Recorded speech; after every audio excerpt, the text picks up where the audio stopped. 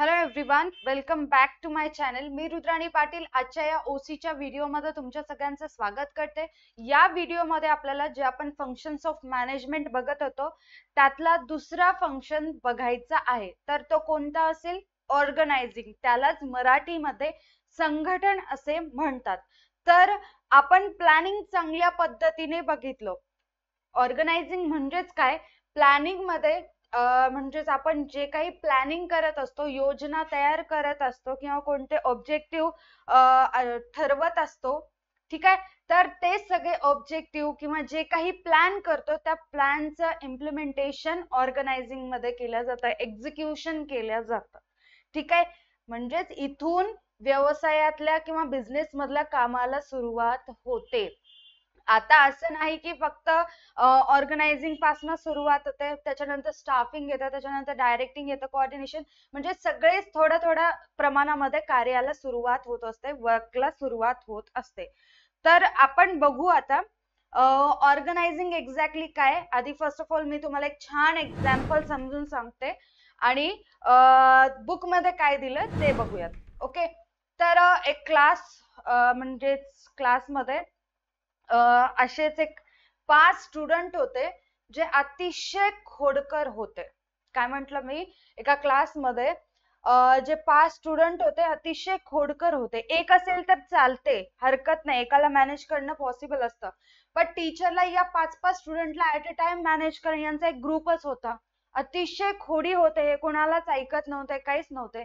मग मॅडमनं एक वेळेस ठरवलं की यांना काहीतरी पनिशमेंट पाहिजे किंवा यांच्याकडून हे इथे बसून तर काही अभ्यासच करत नाही, यांच्याकडून कोणतं तरी चांगलं काम करून घ्यावं असं मॅडमच्या डोक्यात आलं. तर मॅडमनी काय केलं, या 5 जणांना लायब्ररीमध्ये पाठवलं. जा तुम्ही लायब्ररीमध्ये, न्यू स्टॉक आलेला आहे बुक्सचा, तर तिथे जाऊन ते बुक्स अरेंज करा म्हणून लायब्ररीमध्ये यांना पाठवलेलं आहे. ठीक आहे म्हणलं. आता हे होते खोडी, यांना कुठेही खोडी करायला मिळतं म्हणजे झालं. मग तिथे काय होईल काय माहिती नाही यांना. तरी हे लायब्ररीमध्ये गेले, नवीन बुक्सचा स्टॉक आला होता ते बघितले.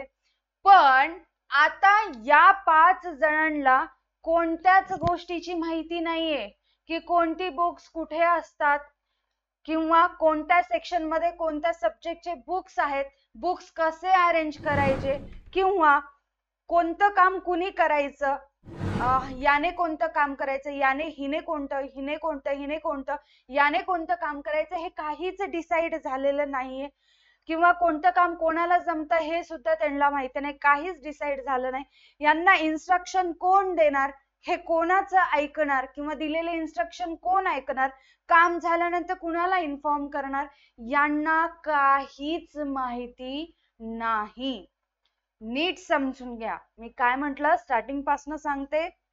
5 स्टुडंट अतिशय खोडी होते. मॅडमनी त्यांना लायब्ररीमध्ये न्यू बुक्सचा स्टॉक आला होता बुक्सचा, ते अरेंज करण्यासाठी पाठवलं होतं. तर ते लायब्ररीमध्ये गेले, पण त्या ठिकाणी ते गोंधळून गेले. का गोंधळून गेले?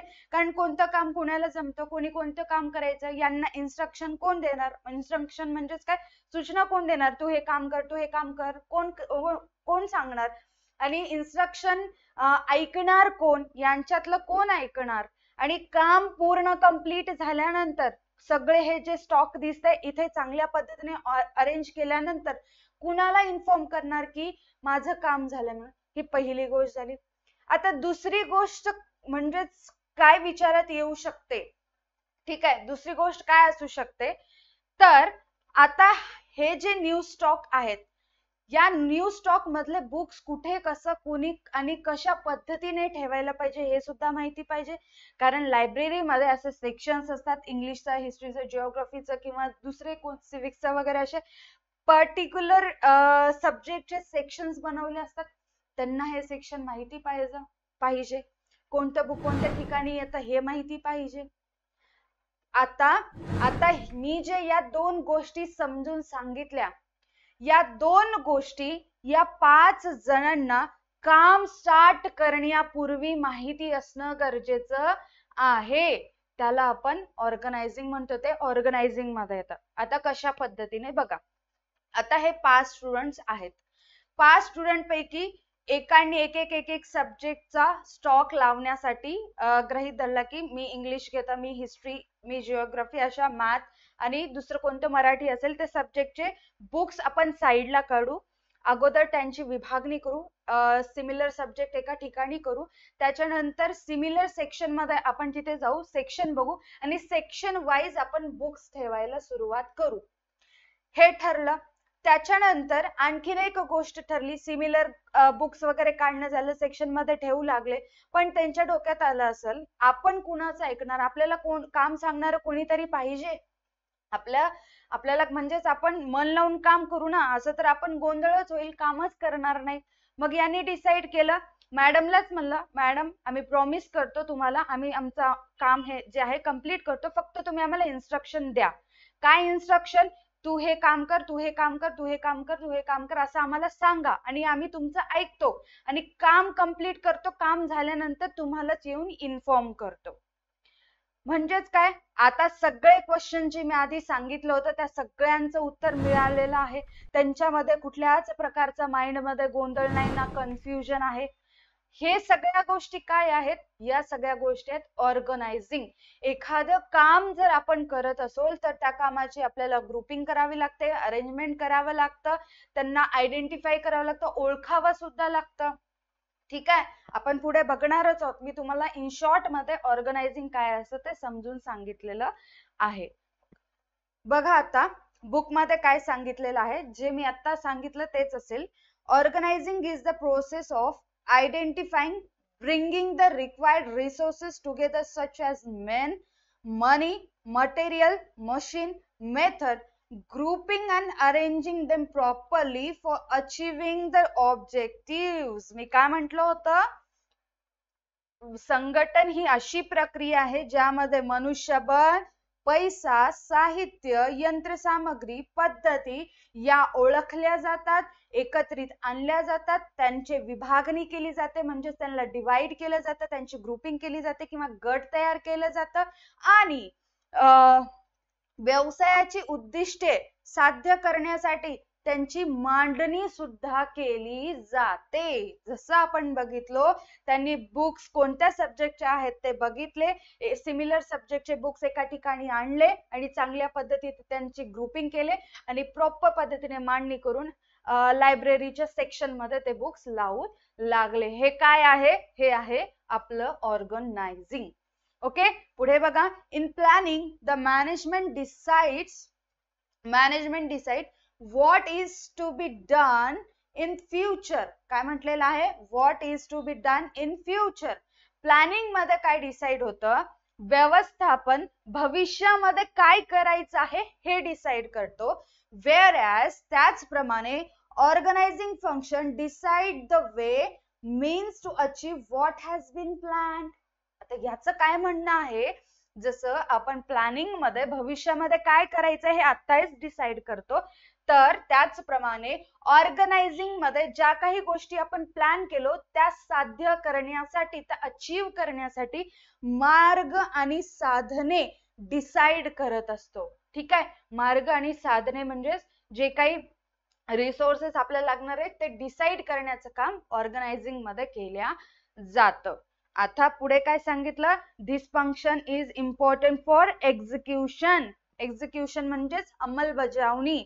Execution of the plans which have been prepared by top level management people.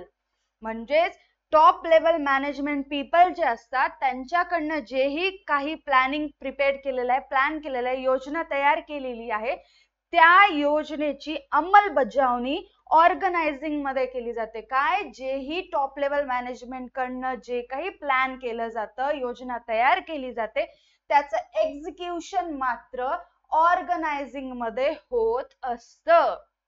ठीक आहे, आपण प्लॅनिंग मध्ये प्रॉपर प्लॅनिंग वगैरे करत असतो, काय करायचं कसं करायचं ते डिसाइड करतो, पण ऑर्गनायझिंग मध्ये आता त्या कामाला सुरुवात करत असतो. 25% आपण कामाला सुरुवात करतो, कारण बाकीचे फंक्शन्स आहेत त्याच्यामध्ये पण आपण कामाला सुरुवातच करत असतो. ओके, त्याच्यानंतर द सिंक्रोनायझेशन अँड कॉम्बिनेशन. काय म्हटलेलं आहे? The synchronisation and combination of workforce, physical, financial and information resources are established in the process of organizing. आता सिंक्रोनायझेशन म्हणजेच एकाच वेळी दोन गोष्टी घडून येणे किंवा दोन गोष्टी एकाच वेळी घडून येणे. आता याचं मीनिंग काय आहे, जसं आपण टीव्ही बघतोय, टीव्ही वरती आपल्याला चित्र पण दिसते आणि लगेच साऊंड पण ऐकायला येतं, एकाच वेळी दोन गोष्टी घडून येतात, त्याला आपण सिंक्रोनायझेशन म्हणतो. मग आपल्या बिझनेस मध्ये या ठिकाणी सांगितल्याप्रमाणे ऑर्गनायझिंग या प्रक्रियेमध्ये, संघटन या प्रक्रियेमध्ये मनुष्यबळ, भौतिक आर्थिक संसाधने आणि इन्फॉर्मेशन रिसोर्सेस म्हणजे माहिती स्त्रोत यांच्यामध्ये सिंक्रोनायझेशन अँड कॉम्बिनेशन स्थापित केलं जातं. सिंक्रोनायझेशन म्हणजेच काय, दोन गोष्टी एकाच वेळी घडणे, म्हणजेच या सगळ्या ज्या गोष्टी आहेत एकाच वेळी घडत असतात त्यांना कामाला लावलं जातं. या सगळ्या गोष्टींचा विचार एकाच वेळी केला जातो. आणि कॉम्बिनेशन म्हणजेच काय, संयोजन, सगळ्यांना एकत्रित आणून काम करून घेतलं जातं, म्हणजेच प्रॉपर पद्धतीने काम चालू केल्या जातं. त्याच्यानंतर पुढे आपण डेफिनेशन्स बघू. या ठिकाणी काहीतरी इन्फॉर्मेशन दिली ते चेक करू. The term organisation is used to denote the structure. म्हणजेच ऑर्गनायझेशन हे जे टर्म आहे हे डिनोट करते स्ट्रक्चरला, रचना दर्शवित असते. स्ट्रक्चर म्हणजे रचना. जसं आपण आपल्या बिल्डिंगचं स्ट्रक्चर कसं आहे असं म्हणतो का नाही, तसं रचना दर्शवित असते ऑर्गनायझेशन हे वर्ड. मग it is a unit or a group of people who come together to achieve a common goal, whereas organizing is a process and a function. आता या ठिकाणी काय म्हटलेलं आहे, ऑर्गनायझेशनची डेफिनेशन दिलेली आहे. इट इज अ युनिट म्हटलेलं आहे. It is a unit or म्हणजेच हे घटक आहे आणि किंवा समान हेतू साध्य करण्यासाठी एकत्रित आलेल्या लोकांचा समूह म्हणजेच संघटन होय. काय होय, ऑर्गनायझेशन. याला आपण बिझनेस सुद्धा असं म्हणतो. बिझनेसची डेफिनेशन दिली आहे. मग वेअरॅज त्याचप्रमाणे ऑर्गनायझिंग म्हणजेच काय, is a process and a function. Organisation म्हणजेच काय, हा एक घटक असतो, समान हेतू साध्य करण्यासाठी एकत्रित आलेला विविध लोकांचा समूह म्हणजेच ऑर्गनायझेशन.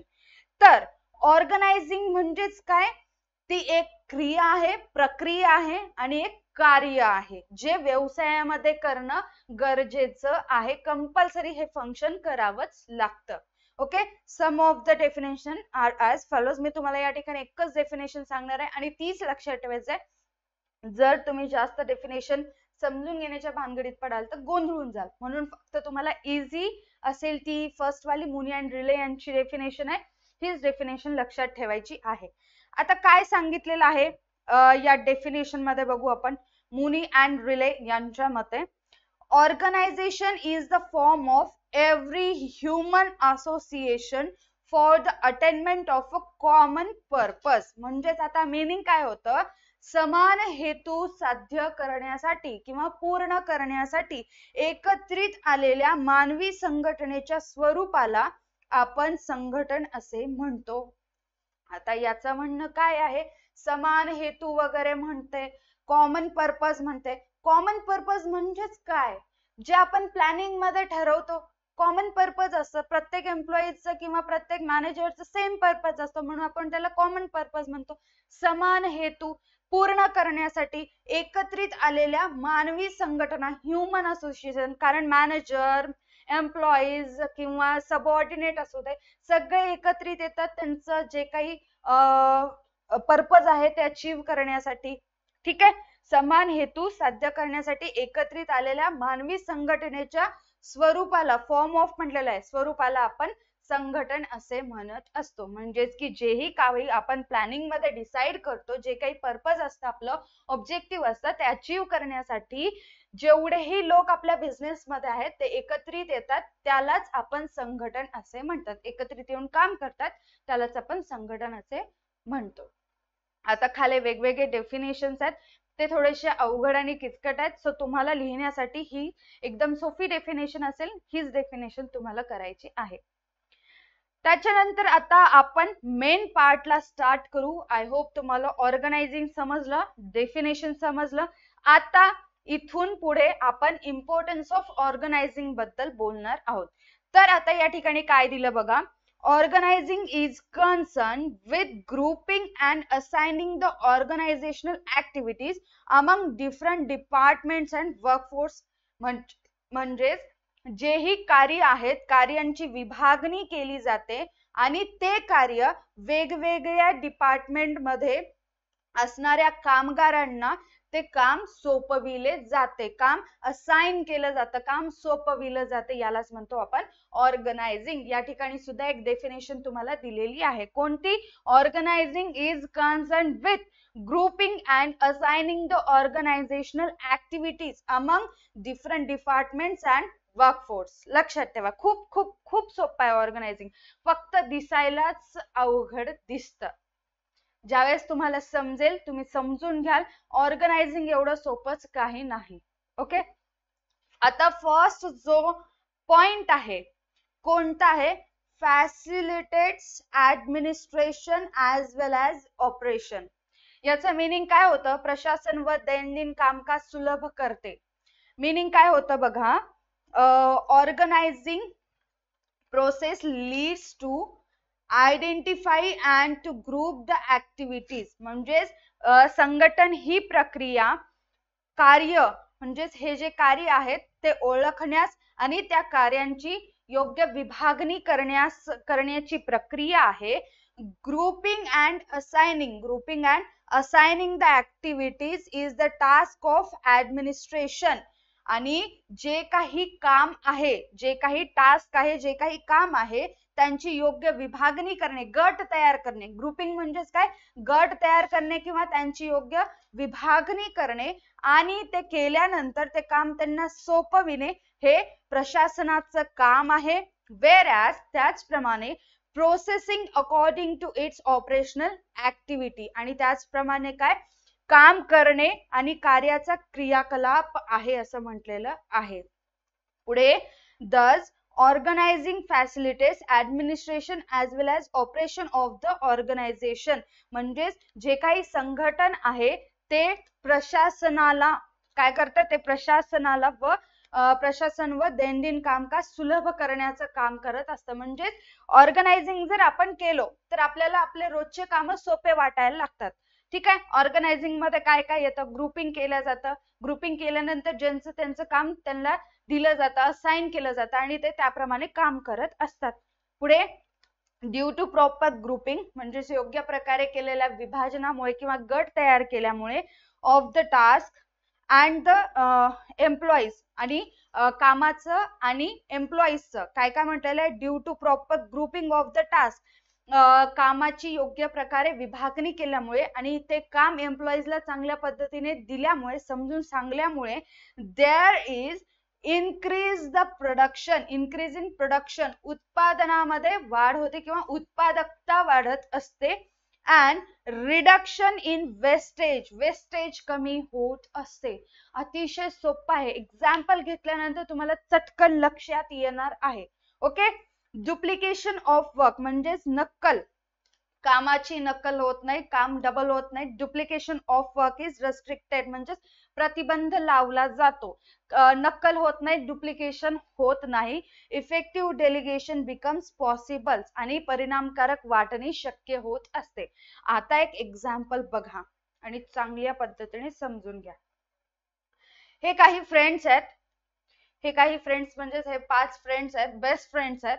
तर यापैकी 5 पैकी एकाचा बर्थडे असतो, याचा बर्थडे असतो. ओके, तर याला माहिती नाहीये, तर या चौघांना एकत्रित येऊन याला सरप्राईज द्यायचा असतो. स्टोरी नीट समजून घ्या. 5 बेस्ट फ्रेंड असतात, त्यापैकी याचा बर्थडे असतो. तर या चौघांनी ठरवलेलं असतं की याला सरप्राईज द्यायचं आहे. आता सरप्राईज द्यायचंय हे ठरवलं प्लॅनिंग मध्ये, प्लॅनिंग करतायत ना, आपल्याला सरप्राईज द्यायचंय, कसं द्यायचं काय नाही हे डिस्कस केले. आता ऑर्गनायझिंग काय आहे हे समजून घ्या. आता सरप्राईज द्यायचंय म्हणजे त्याचा बर्थडे आपण धूमधडाक्यामध्ये सेलिब्रेट करू असं या चौघांचं म्हणणं आहे. आता बर्थडे सेलिब्रेट करायचं म्हणलं तर काय कोणत्या कोणत्या गोष्टी लागतात बघा. बर्थडे सेलिब्रेट करायचं म्हणजे कोणत्या कोणत्या गोष्टी लागतात. या ठिकाणी केक लागतं, डेकोरेशनचं सामान लागतं, फूड लागतं, खायला काहीतरी द्यावं लागेल ना, सगळ्यांना बोलवतो आपण, सरप्राईज पार्टी असेल तर. बलून्स लागतात आणि गेस्टला इन्व्हाइट करायचं. गेस्ट म्हणजे जे काही फ्रेंड सर्कल असतं त्यांना सगळ्यांना बोलवायचं असतं की बघा आम्ही आमच्या बेस्ट फ्रेंडला सरप्राईज दिलेला आहे. या सगळ्या गोष्टी लागतात. यांची त्यांनी लिस्ट बनवली. कोणत्या कोणत्या गोष्टी लागतात याची त्यांनी लिस्ट बनवली. लिस्ट बनवल्यानंतर त्यांना असं लक्षात आलं की आपण यातले काही ज्या प्रोडक्ट आहेत किंवा यातल्या काही ज्या गोष्टी आहेत त्या सिमिलर आहेत, सेम सेम आहेत. कसं बघा, केक आणि फूड एकामध्ये येतं, डेकोरेशन आणि बलून्स एकाच ठिकाणी एक व्यक्ती गेला की एक व्यक्ती गेला की दोन्ही गोष्टी करतो, आणि गेस्ट इन्व्हाइट्स हे वेगळं पार्ट झालं. ठीक आहे, म्हणजेच काय केलं, ग्रुपिंग केलेलं. जे सेम सेम कामं आहेत त्यांना एका ठिकाणी आणलेलं आहे. कसं, केक आणि फूड सेम आहेत, डेकोरेशन आणि बलून्स एकातच येतात आणि गेस्ट इन्व्हाइट हे वेगळं आहे. अशा पद्धतीने त्यांनी ग्रुपिंग केलेले. त्याच्यानंतर यांनी काय केलं, लिस्ट बनवली, जे सेम सेम कामं आहेत ते बाजूला काढले आणि नीट समजून घेतलं काम काय आहे. त्याच्यानंतर कोणतं काम कोण करणार हे डिसाइड केलं. कसं, Ram will bring cake, Ram काय करणार, केक आणणार. Shyam will bring food, Shyam काय करणार, फूड आणणार. Riya will bring decoration and material, balloons आणणार. Siya will see cleaning work, आता जेही साफसफाईचं काम आहे ते सिया बघणार. म्हणजेच त्यांनी काम सुद्धा वाटून घेतलेलं आहे चांगल्या पद्धतीने. समजायले ना, स्टार्टिंगला लिस्ट तयार केले, त्याच्यानंतर जे सेम सेम काम आहे ते सेम सेम जे काम आहे ते बघितले.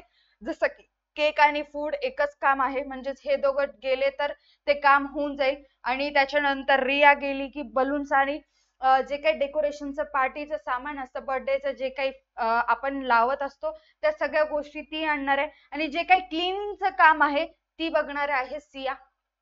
काम सुद्धा डिवाइड करून घेतलं, कोणतं काम कुणाला करायचं हे सुद्धा असाइन झालेलं आहे, असाइनिंग झालेलं आहे. समजाले, ग्रुपिंग झालं, आधी लिस्ट तयार केले, त्याच्यानंतर ग्रुपिंग झालं, त्याच्यानंतर असाइनिंग झालं.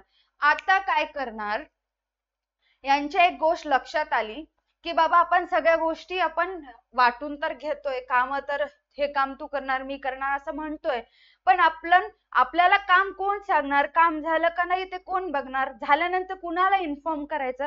सो यांनी चौघांनी यांच्या आणखीन एका मित्राला ऍड केलं, त्याचं नाव होतं प्रफुल्ल. आता प्रफुल्ल म्हणून तुम्ही दुसरे काही विचार करू नका, त्याचं काही घेणं देणं नाही, पण आपली जी ही पार्टी आहे ती सक्सेस होईल, पनवती लागणार नाही. Okay, Praful will command everyone. Praful काय करणार, सगळ्यांना कमांड करत जाईल. म्हणजेच हे काम तू कर, ते काम तू कर, ते काम तू कर. त्याच्यानंतर after completion everyone will inform him. ज्यावेळेस तुम्ही सगळं काम झालं त्यावेळेस सुद्धा तुम्ही प्रफुल्लला इन्फॉर्म करणार. या गोष्टी कोण बघणार, प्रफुल्ल बघणार.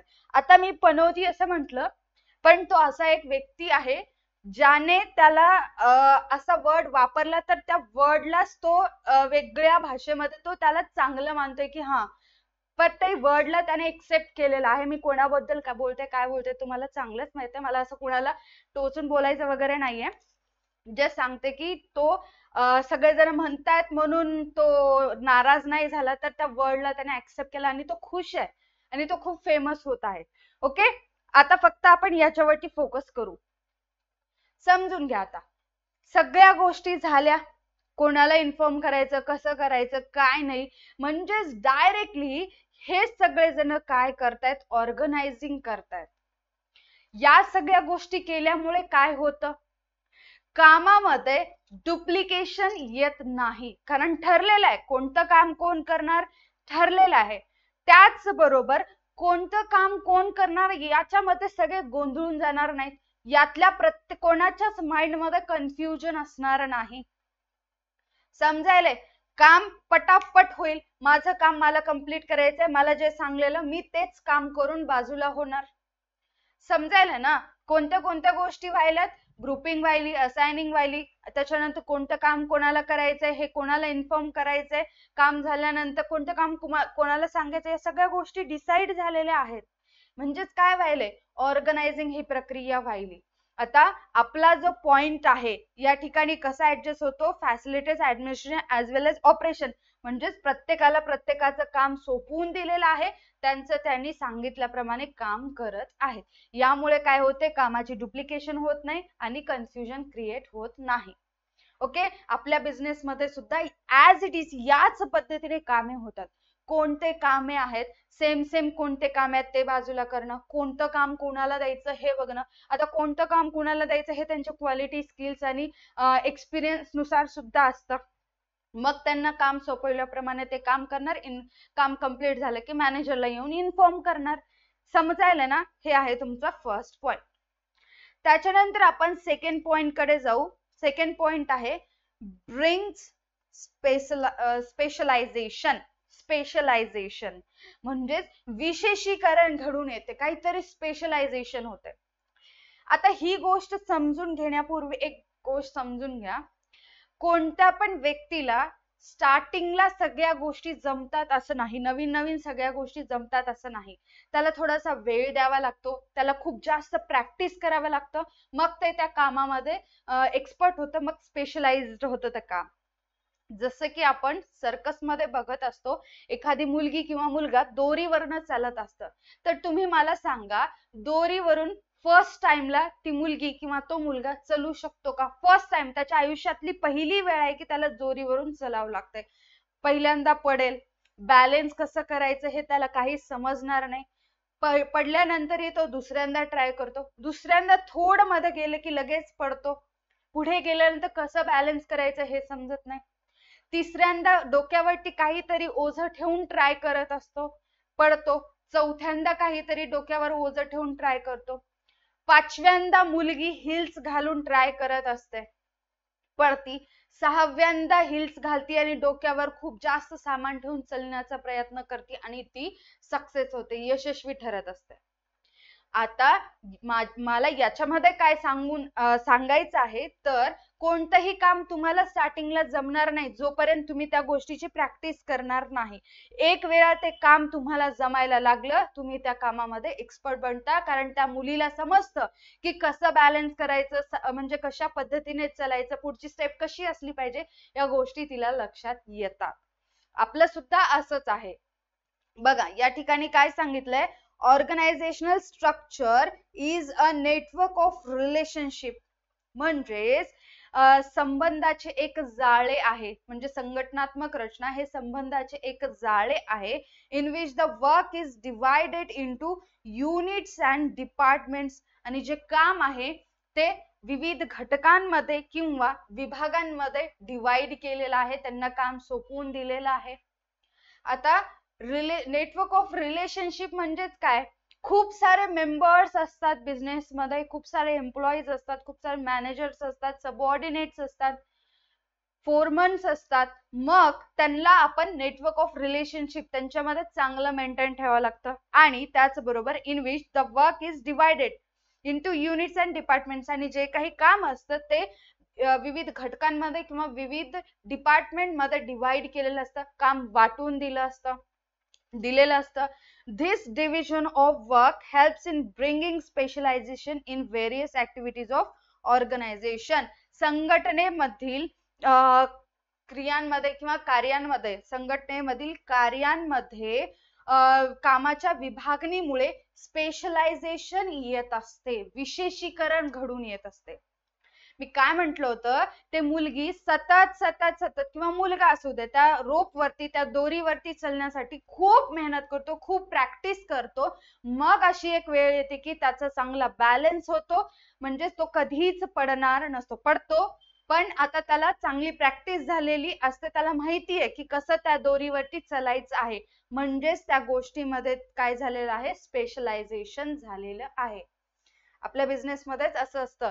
डिव्हिजन ऑफ वर्क म्हणजेच काय, योग्य पद्धतीने कोणत्या कर्मचाऱ्यांना कोणतं काम जमतं ते काम त्यांना आपण दिलं, ते काम ते सातत्याने तेच काम करत राहतात, मग ते एक्सपर्ट बनतात, त्या कामामध्ये विशेषीकरण घडून येते, स्पेशलायझेशन होत असतं.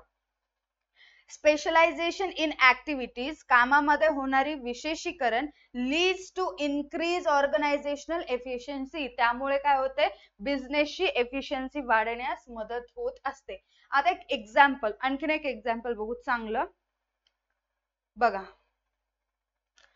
मार्केटिंग मॅनेजमेंट डिपार्टमेंट आहे. या डिपार्टमेंट मध्ये काम करणारे असे 3 एम्प्लॉईज आहेत असं समजू, फक्त एक्झाम्पल पुरतं. ABC असं त्यांचं नाव आहे. तर अशा वेळेस हा जो डिपार्टमेंट हेड असतो, हेड ऑफ द डिपार्टमेंट असतो, हा याने काय केलं, A ला पॅकेजिंग हे काम दिलं, B ला लेबलिंग हे काम दिलं आणि C ला ब्रँडिंग हे काम दिलं. परत एकदा, A ला पॅकेजिंग दिलं, B ला लेबलिंग दिलं आणि C ला ब्रँडिंग हे काम दिलं. मग त्यांनी कामाला सुरुवात केली. काय केलं, त्यांनी कामाला सुरुवात केली आहे. पण कामाला सुरुवात करण्या किंवा याने काम यांना सोपवण्याआधी पाहिलं नाही की खरंच A ला पॅकेजिंग येतं का, B ला चांगल्या पद्धतीने लेबलिंग येतं का, C ला चांगल्या पद्धतीने ब्रँडिंग येतं का, हे त्यांना विचारलं नाही ना. त्यांचे स्किल्स बघितले, एक्सपिरियन्स काहीच बघितलं नाही. डायरेक्ट त्याला सांगितलं तू पॅकेजिंग कर, तू लेबलिंग कर, तू ब्रँडिंग कर म्हणलं. मग हे जे आहे, हे जे डिव्हिजन ऑफ वर्क आहे, हे चुकीचे आहे, ऑर्गनायझिंग नाही आहे.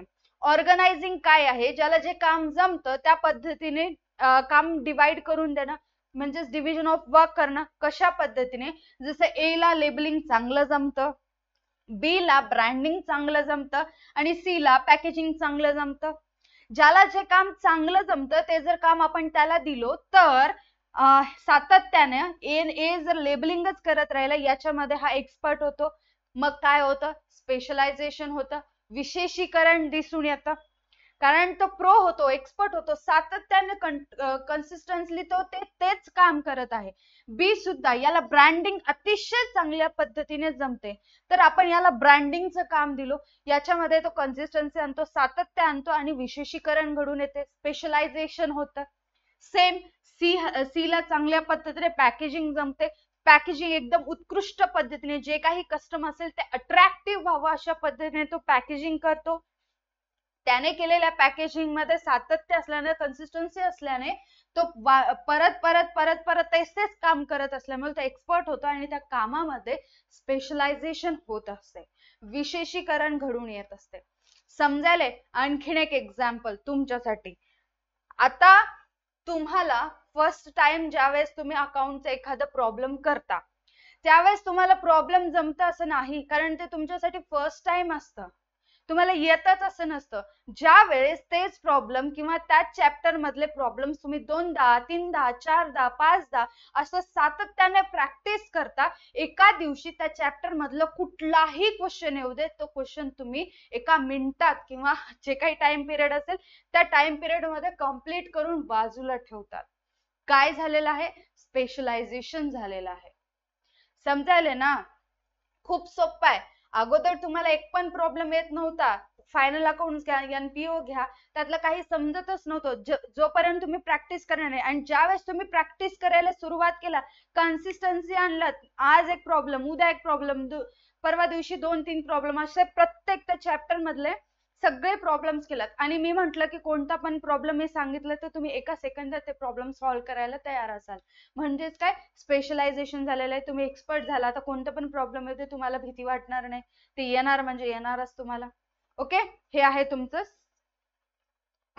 स्पेशलायझेशन. आपल्या बिझनेस मध्ये सुद्धा अशाच पद्धतीने असतं, ज्याला जे काम जमतं तेच काम दिल्यानंतरच आपल्या कामामध्ये स्पेशलायझेशन होत असतं. अदरवाईज स्पेशलायझेशन होत नाही, कारण याला जर पॅकेजिंग जमत नसेल तर शिकायलाच खूप वेळ जातो. मग कुठलं स्पेशलायझेशन होईल, खूप वेळ लागेल. पण याला जे काम जमतं ते दिलं तर चटचट चटचट इम्प्रूव्हमेंट होत असतं. समजायलंय? चलो नेक्स्ट पॉइंट घ्या. थर्ड पॉइंट आहे डिफाइन्स द जॉब प्रॉपरली, म्हणजेच कामाची निश्चिती. आता मी सांगते, इथून पुढचे जे पॉइंट्स आहेत थोडे बहुत मी माझ्या एक्सप्लेनेशन वरून तर तुम्हाला समजेलच की सेम टू सेम तेच तेच तेच तेच तेच तेच दिलंय, फक्त याला असं ताणलेलं आहे, कसे 10 पॉइंट्स करतील याचा विचार केलेला आहे या ठिकाणी. तर आपण तिसरा पॉइंट बघतोय. काय सांगितलं बघा या पॉइंट मध्ये, organizational structure helps in putting right man on right job, which can be done by selecting people for various department according to their qualification, skill and experience. आता काय म्हटलेलं आहे, संघटनात्मक रचनेनुसार किंवा संघटनात्मक रचनेमुळे विविध विभागांतील लोकांना किंवा विविध विभागातील कर्मचाऱ्यांना त्यांच्या पात्रतेवरनं, कौशल्य, अनुभवावरून किंवा अनुभवानुसार होत असलेल्या योग्य कामावर योग्य व्यक्तीची निवड करणे शक्य होते. परत एकदा सांगते, या ठिकाणी काय म्हटलेलं आहे बघा, ऑर्गनायझेशनल स्ट्रक्चर नुसार काय म्हणतो आपण, संघटनात्मक रचनेनुसार व्हेरियस डिपार्टमेंट म्हणजे विविध विभागातील कर्मचाऱ्यांना त्यांच्या पात्रतेवरनं, क्वालिफिकेशन्स वरनं, पात्रतेवरनं आणि स्किल्स वरनं, एक्सपिरियन्स वरनं,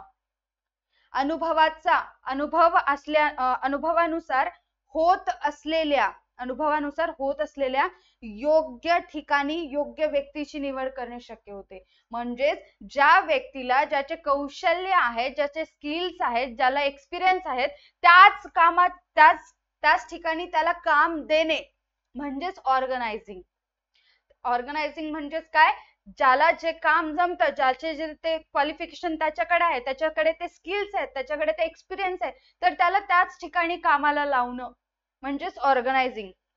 This is helping in defining the job properly, which clarifies the role of every person. काय म्हटलेलं आहे, helping in defining jobs properly म्हणजे जे काही भूमिका आहे, त्यांचे जॉब आहे ते प्रॉपरली त्यांना स्पष्ट केलं जातं की बाबा तू या ठिकाणी हे काम कर, तू या डिपार्टमेंट मध्ये तू पॅकेजिंगचं काम कर, तू सेलिंग डिपार्टमेंट मध्ये हे काम कर, असं सांगितलं जातं, स्पष्ट केलं जातं. Clarifies the role of every person आणि काम सुद्धा स्पष्टपणे सांगून दिल्या जातं, त्यांचं जॉब सुद्धा स्पष्ट केलं जातं आणि त्यांचं काम सुद्धा त्यांना स्पष्टपणे सांगून दिल्या जातं. आता मला सांगा, याच्यामध्ये एक्झाम्पलची गरज आहे का? अजिबात एक्झाम्पलची गरज नाही. तरी पण मी तुम्हाला हा जो वरचा एक्झाम्पल आहे त्याने समजून सांगते. बघा, आता आपण बघितलो डिफाइन्स द जॉब प्रॉपरली म्हटलेलं आहे. आता या ए ची जी क्वालिफिकेशन होती, स्किल्स होते, ते पॅकेजिंग मध्ये होते, एक्सपिरियन्स याचा पॅकेजिंग मध्ये होता. त्याला आपण लेबलिंग काम दिलो, तर तो लेबलिंग चांगल्या पद्धतीने करेल का? किती वेस्टेज होईल, टाइम किती वाया जाईल, कारण त्याला ते जमतच नाही ते काम आपण त्याला दिलो, हे चुकीचं आहे. तर ऑर्गनायझेशन स्ट्रक्चर नुसार किंवा ऑर्गनायझिंग काय सांगतं, याचे स्किल्स किंवा याचे क्वालिफिकेशन किंवा याचे एक्सपिरियन्स पॅकेजिंग करण्यामध्ये असेल तर त्याला ते काम द्या, ते काम त्याच्याकडून करून घ्या. यामुळे त्याची सुद्धा इम्प्रूव्हमेंट होते आणि त्याचा फायदा आपल्या बिझनेसला पण होतो. खूप सोपं आहे. जे काही काम असेल याला स्पष्टपणे सांगा आणि हेच काम याच्याकडून करून घ्या, एवढंच. त्याच्यानंतरचा पॉइंट आहे fourth point, clarifies authority and responsibility. हे सुद्धा सगळे, आता इथून तुम्हाला जे वाटतं ते काय दिलं ते सेमच वाटतंय सगळं. ज्यावेळेस तुम्ही हे वाचणार नाही तोपर्यंत तुम्हाला समजणार नाही आणि तुम्ही समजून घेतला की तुम्हाला आता हे सगळं सेमच वाटायला लागतं. बघा पुढे काय सांगितलेलं आहे, क्लॅरिफाईज अँड अथॉरिटी अँड रिस्पॉन्सिबिलिटीज म्हणजेच काय, अधिकार व जबाबदारी यांचे स्पष्टीकरण केलेलं आहे. ऑर्गनायझेशनल स्ट्रक्चर, पुन्हा संघटनात्मक रचना, defines the role of every manager, प्रत्येक मॅनेजरची भूमिका स्पष्ट करत असते, रोल स्पष्ट करत असते की तुला या बिझनेस मध्ये काय काम करायचं आहे हे स्पष्ट करते. This can be done by delegating the authority to every manager and clarifying the way he has to exercise those powers. म्हणजेच काय म्हटलेलं आहे या ठिकाणी, प्रत्येक व्यवस्थापकाला आपल्या अधिकारांचा वापर कसा करावा किंवा आपले अधिकार त्याला सोपवले जातात. डेलिगेटिंग म्हणजेच विभागणी किंवा विभाजन पण होतं आणि अधिकार सोपवणे सुद्धा होतं. ओके, जे काही अधिकार आहेत मॅनेजरचे ते अधिकार त्याला सोपवलं जातं आणि त्या अधिकारांचा वापर कसा करायचा हे सुद्धा स्पष्ट केलं जातं. कशामध्ये? ऑर्गनायझिंग मध्ये. ऑर्गनायझिंग मध्ये सांगितलं जातं की बाबा तुझ्याकडे हे ऑथॉरिटीज आहेत आणि तू हे काम, तू या अथॉरिटीचा कसा वापर करायचा ते नमूद केलं जातं, सांगितलं जातं. So that misuse of power does not take place. जेणेकरून तुम्ही जर त्यांचे अधिकार त्यांना सोपवलं आणि त्या अधिकारांचा कसा वापर करायचा हे त्यांना स्पष्टपणे सांगितलं, तर त्यामुळे त्या पॉवरचा मिसयूज म्हणजे गैरवापर होणार नाही. गैरवापर म्हणजे चुकीचा वापर होणार नाही. कसं? एक्झाम्पल समजून सांगते, don't worry about that. Well defined job and responsibilities helps in bringing efficiency into managers working. काय म्हटलेलं आहे? वेल डिफाइंड जॉब अँड रिस्पॉन्सिबिलिटी, व्यवस्थितपणे निर्धारित केलेले किंवा व्यवस्थितपणे नमूद केलेली भूमिका आणि जबाबदाऱ्या यांच्यामुळे कामाच्या ठिकाणी किंवा व्यवस्थापकाच्या कामामध्ये एफिशियन्सी आणता येते, कार्यक्षमता आणता येते. सगळ्या गोष्टी क्लिअर ठेवल्यामुळे कोणतं काम कोणाला करायचंय, मॅनेजर तुझ्याकडे अथॉरिटी आहेत, याचा वापर तू कर, पण याचा गैरवापर तू करू नको, मिसयूज तू करू नको, असं स्पष्टपणे सांगितल्यामुळे त्याच्या कामामध्ये एफिशियन्सी येतं, एफिशियन्सी वाढतं सुद्धा, इन्क्रीज सुद्धा होतं. दिस हेल्प इन इन्क्रीजिंग प्रोडक्टिव्हिटी, यामुळे उत्पादकता वाढत असते. काम जे काही आहे, जे काही आपली प्रोडक्टिव्हिटी असते ते वाढत असते. आता एक एक्झाम्पल बघा. क्लॅरिफाईज अथॉरिटी अँड रिस्पॉन्सिबिलिटी, याच्यामध्ये काय सांगितलेलं आहे? हे पार्टनरशिप फर्म आहे, तर याच्यामध्ये टोटल 4 पार्टनर आहेत, एकदम हुशार. तर यातले जे काही 2 पार्टनर आहेत त्यांचा संबंध मीडियाशी असतो. याचा संबंध, या 2 पार्टनरचा संबंध मीडियाशी, जे काही न्यूज असेल चटकन मीडियाला जाऊन सांगत असतात, असे हे 2 पार्टनर असतात. मग यांच्यासोबत हा एक जो एम्प्लॉय म्हणू शकतो आता आपण, यांच्या पार्टनरशिप फर्म मध्ये काम करत असतो. तर यातला एक जो पार्टनर असतो याच्याकडे काहीतरी सिक्रेट प्रोजेक्ट आलेला असतो. या तिघांना कोणाला हा सांगत नसतो. याच्या हातात कोणता तरी एक सिक्रेट प्रोजेक्ट आलेला आहे. मग याने काय केलं? त्या प्रोजेक्ट वरती काम करायला सुरुवात केली. या प्रोजेक्ट वरती काम करायला सुरुवात केली. सगळ्या गोष्टी कंप्लीट झाल्यानंतर कदाचित हा यांना सांगणार होतो आणि सगळ्यांना ओपन करणार होतो सगळ्यापूर्वी. पण काय झालं? याने याचा म्हणजे हा जो आहे त्यानं काम करायला सुरुवात केली आणि याच्या बिझनेस मध्ये पार्टनरशिप फर्म मधला हा एक एम्प्लॉई आहे, याला रिपोर्ट तयार करायला सांगितलं. जे काही प्रोजेक्ट असेल तसं रिपोर्ट तयार कर किंवा रिपोर्ट बनवून द्यायला सांगितलं.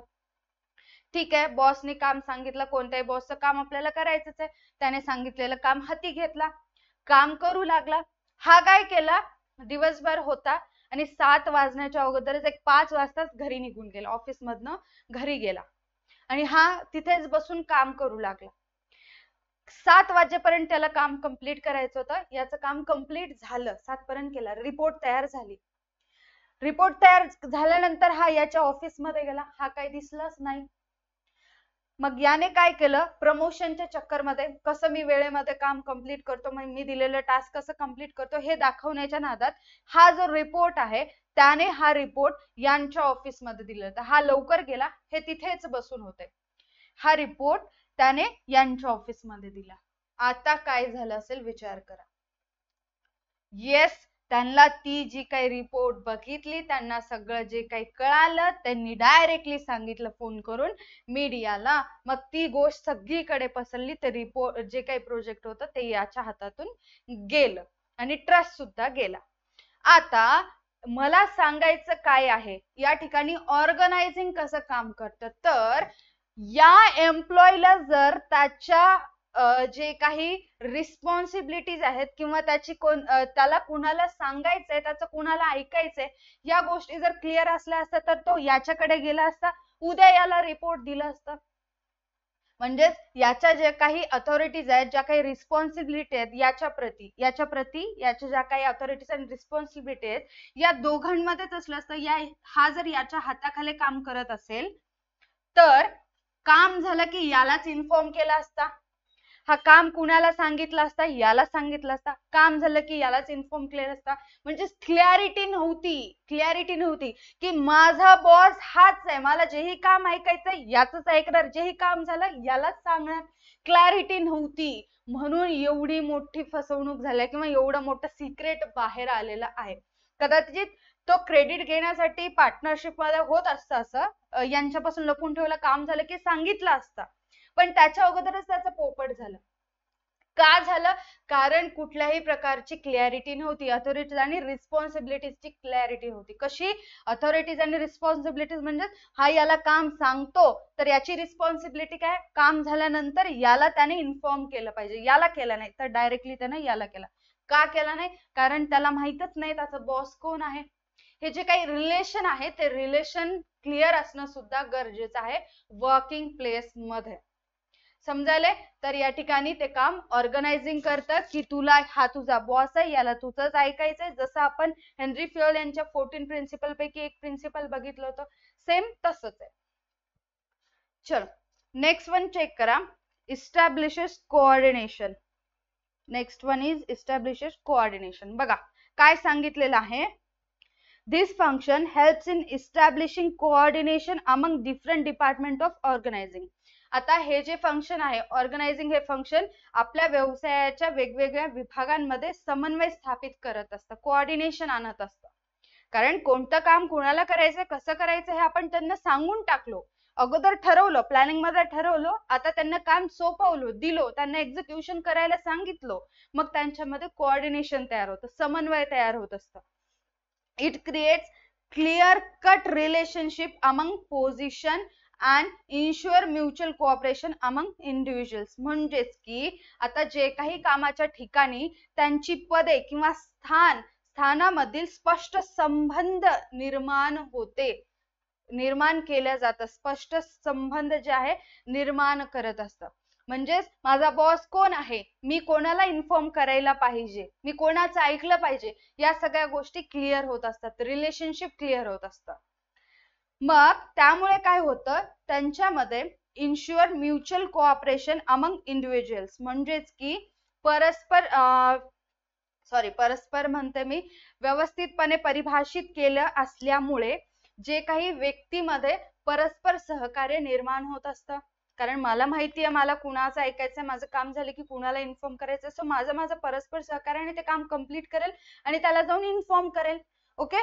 कोऑर्डिनेशन और सिंक्रोनायझेशन म्हणजे समक्रमण आणि समन्वय आणि समक्रमण between all departments and different level of managers is important for smooth functioning of organizational activities. काय म्हटलेलं आहे, व्यवसायामध्ये सगळी कामे सुरळीतपणे चालण्यासाठी किंवा सगळी कार्य सुरळीतपणे स्मूथ फंक्शनिंग सुरळीतपणे आणि त्याच्यानंतर वन सेकंड काहीतरी घडलं, सुरळीतपणे चालण्यासाठी, करेक्ट आहे, सुरळीतपणे चालण्यासाठी कामामध्ये सुरळीतपणे चालण्यासाठी व्यवस्थितपणे चालण्यासाठी विविध विभागांमध्ये किंवा डिफरंट लेवल ऑफ मॅनेजर म्हणजेच आपल्या बिझनेस मध्ये जे काही डिफरंट लेवल्स असतात त्या विविध स्तरावरतील जे काही व्यवस्थापक असतात त्यांच्यामध्ये समन्वय आणि समक्रमण स्थापित करण्याचं काम ऑर्गनायझिंग करत असतं. आता समन्वय म्हणजेच कोऑर्डिनेशन, आता समक्रमण म्हणजेच काय, एकाच वेळी दोन कामे करणं, म्हणजेच कंटिन्युअसली मॅनेजरला काहीतरी काम त्यांना दिलं जातं, ते काम त्यांना कम्प्लीट करावं लागतं, ऍट अ टाइम सगळ्या गोष्टींचा विचार त्यांना करावा लागतो. हे होतं तुमचं एस्टॅब्लिशिंग कोऑर्डिनेशन, ऑर्गनायझिंग मुळे पॉसिबल होतं असं म्हटलेलं आहे. आय होप तुम्हाला हे सगळेच्या सगळे पॉइंट्स क्लिअर झाले असतील. क्लिअर झाले तर या व्हिडिओला लाईक करायचंय, चॅनलला सबस्क्राईब करायचंय आणि जर डाऊट असेल तर कमेंट सेक्शन मध्ये कमेंट सुद्धा करायचं आहे. आणि त्याचबरोबर हा व्हिडिओ कसा वाटला याचा रिस्पॉन्स सुद्धा तुम्हाला कमेंट सेक्शन मध्ये करायचा आहे. जर जे काही आता इथून पुढचे जे काही 5 पॉइंट्स राहिलेले आहेत ते पॉइंट्स तुम्हाला सरळ बिग बुल बॅच मध्ये पाहायला मिळणार आहेत. सो फटाफट बिग बुल बॅच परचेस करायचे. बिग बुल बॅच परचेस करायचे असेल तर DA2 अकॅडमीचे ऍप्लिकेशन प्ले स्टोअर वरती उपलब्ध आहे, तिथून तुम्ही डाउनलोड करू शकता आणि कोर्स परचेस करू शकता. जर काही डाऊट असेल तर डिस्क्रिप्शन मध्ये नंबर दिलेला आहे, त्याच्यावरती कॉल करून इन्फॉर्मेशन घेऊ शकता. आजच्या व्हिडिओसाठी एवढंच. भेटूया तसेच एका न्यू व्हिडिओ मध्ये. Tata bye bye, take care, stay connected.